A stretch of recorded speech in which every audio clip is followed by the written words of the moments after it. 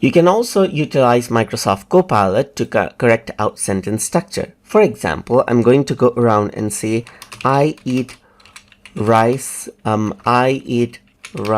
in nice place restaurant right here, just like this. So I'm going to go around and say correct the sentence structure for this. So if I were to go around and do that, then what happens is that it simply goes around and correct out the sentence right here. Like it says, I enjoy eating rice at a nice restaurant, or rice is something I like to eat right here, just like this. And it corrects out the sentence right here. Similarly, let me just go around onto Wikipedia right here, just like this, and I'm going to go around over here onto, let's say for example, Windows 11 page right here, just like this, and let me just go around and copy this particular sentence right here. So I'm going to go around and say correct the sentence structure for this right here, just like this. So I'm going to go around and paste it, and let me just go around and then